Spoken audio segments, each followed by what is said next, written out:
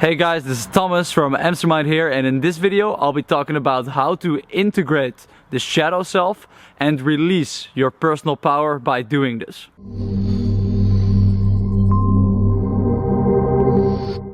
So what is the shadow self?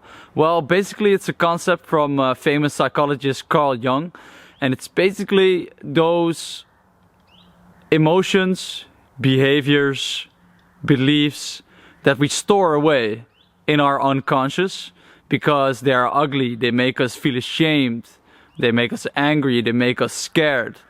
And these things are outside of the reach of your normal consciousness. So you can't actually, sense them all the time, but they are there, lingering in the dark somewhere in the back of your mind. And why would you want to, work with these things inside yourself, these shadows? Because if you do that, it will release your personal power. That's what it will do. You will integrate the dark side that you have into your being, and then you are a complete being. Not only focusing on the light, but also integrating the dark sides of your own personality and becoming whole. And from that place, you can, perform better at the things that you're doing and be the most effective person that you can be. Because if you look at it, a lot of those self-sabotaging behaviors, they come from this shadow side that we all have. Because if a shadow side in yourself is being ignored, then it will come out in unhealthy ways. This shadow wants your attention, and if you look at it, all the behaviors like taking too much drugs or watching porn, for example, or unhealthy relationships, partying too much, trying to escape reality that way, manipulating other people, needing success, all these things, they come from a certain type of shadow behavior. Those are mostly unconscious. And even positive thinking, like thinking positive and focusing only on the positive, which is really important, of course. But it can also be a form of escape, not trying to see those fears, those anxieties, those things that make you feel bad, and trying to escape from those and just focusing on, it's all, in spiritual community, it's all love, it's all light, and everything is okay. And if there's a problem, then it's only a problem because you think it's a problem. So if you change that way, then it's not a problem anymore. All those things. And in this way, you can also actually ignore those shadow parts of yourself, and they will come out in unhealthy ways. This is a form of spiritual bypassing, using spiritual concepts to actually,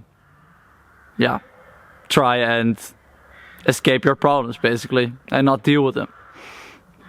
So, and I don't say this, by the way, to preach or anything, because I have been going through this process of doing shadow work, which is basically looking at your own shadows in yourself. I've been doing this for about a year now, and it's been quite a journey. I mean, wow, I just discovered so much anxieties in myself about, for example, being a man, or being worthy of love, or all these things that were just there, but they were not really conscious, because I had this idea like, I got my shit together, I'm a cool guy, I got my own business, I travel the world, I lived in Budapest for the past year, it's an amazing experience, doing all this cool stuff, meeting cool people. But there were some things that were there, and they came out in certain situations when I was meeting girls, for example, like in the club or anything, it's no problem. But then as soon as I got really close to them, I don't know, I just felt really anxious, really vulnerable, really, I don't want them to see this side of myself that I was hiding, this, anger, this fear, this issues that I had to look at, because they came up in these moments that it just created problems for me.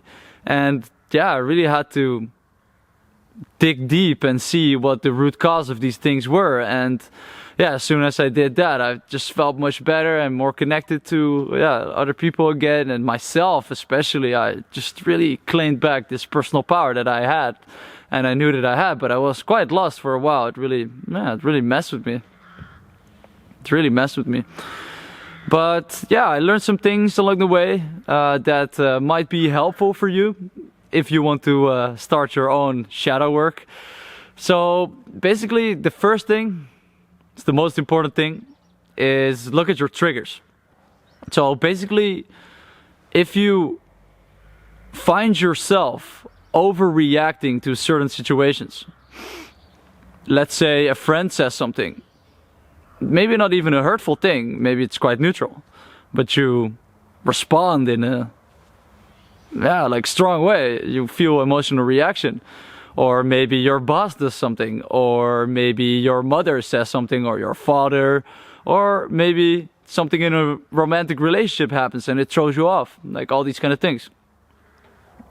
At that moment, if you feel this strong emotional response, like I feel unworthy, or you feel insecure, or you feel scared, or you feel angry, you feel these negative emotions, then that is a red flag that you have to explore a little further.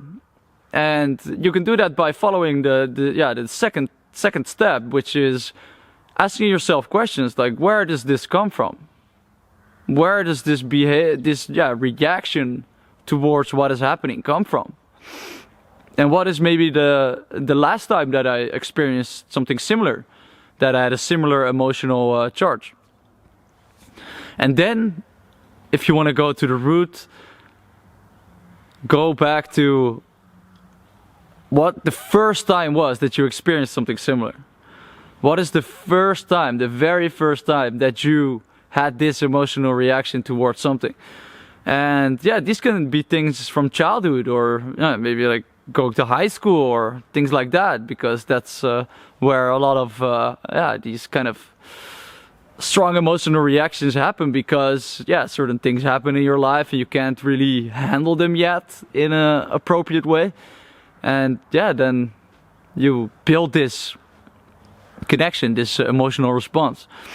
And if you do that, like for myself, I found that a lot of these anxieties came from certain things that just happened as a kid, or certain things that growing up, maybe a friend said something, or I interpreted the situation in a certain way, or maybe the first girls that I was trying to meet, or also some more recent things. But there were a lot of things from back in the past. So when you discover these things, be vulnerable. That's very important. Be vulnerable and open to the possibility that this could be causing your problems. Because a lot of times we hide away, we repress these parts of ourselves, these emotions, these behaviors, and these beliefs that we have somewhere, and we don't want to look at them because they make us feel bad.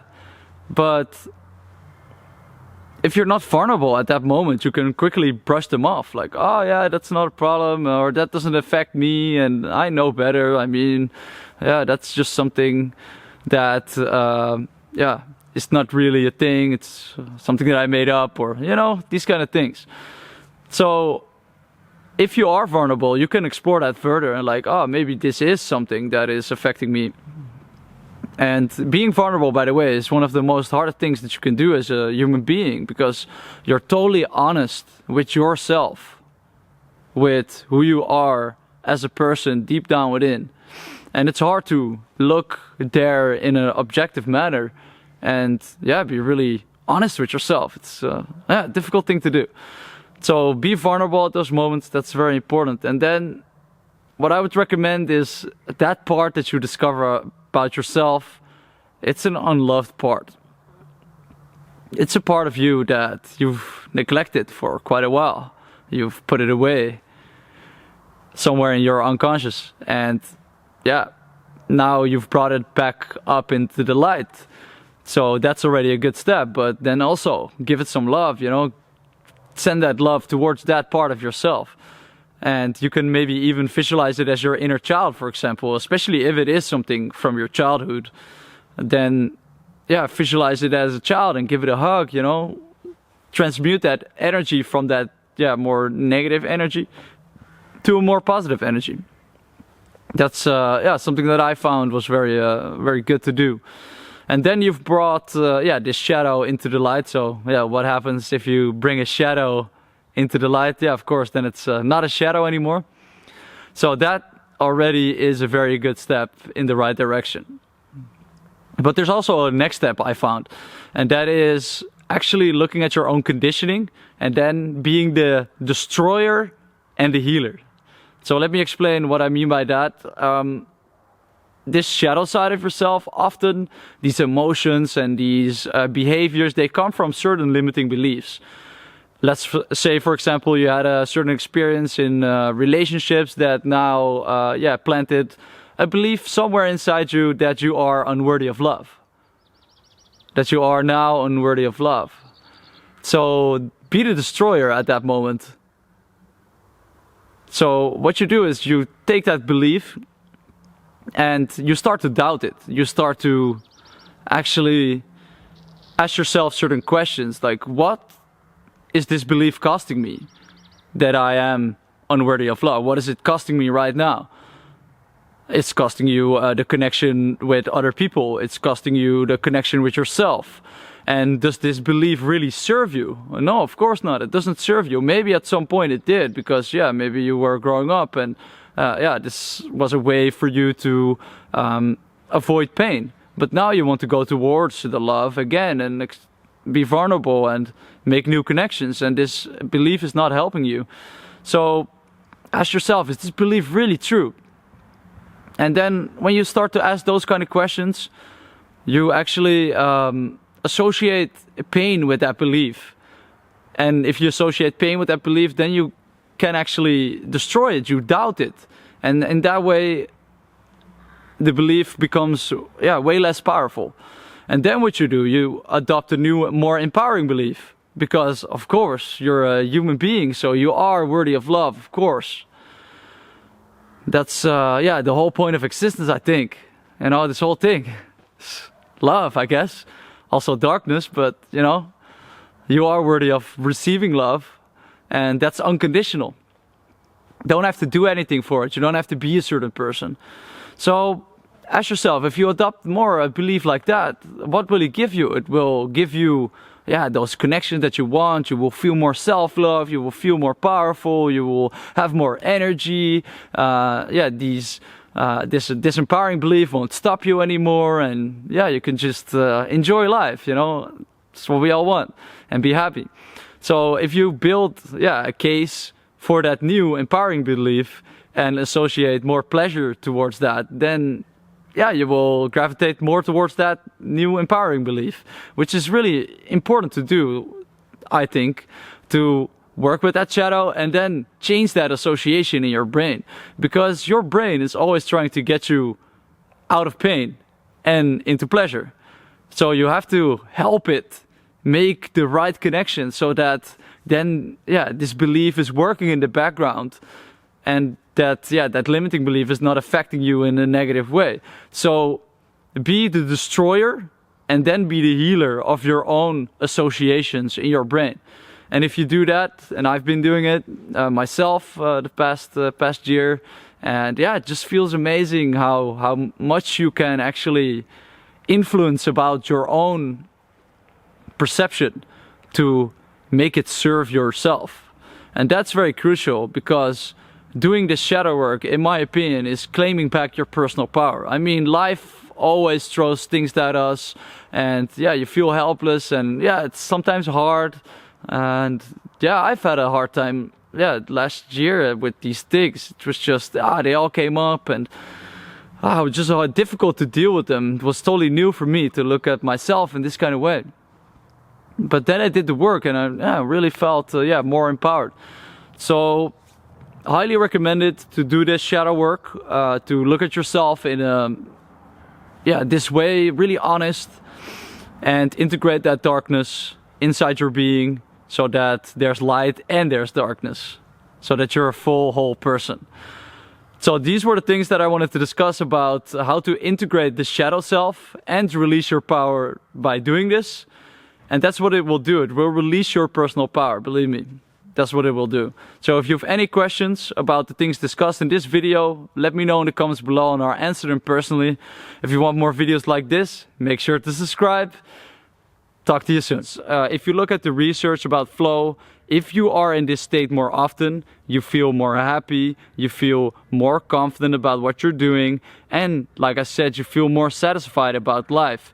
And yeah, that's why it's important to actually work on getting into this state more often.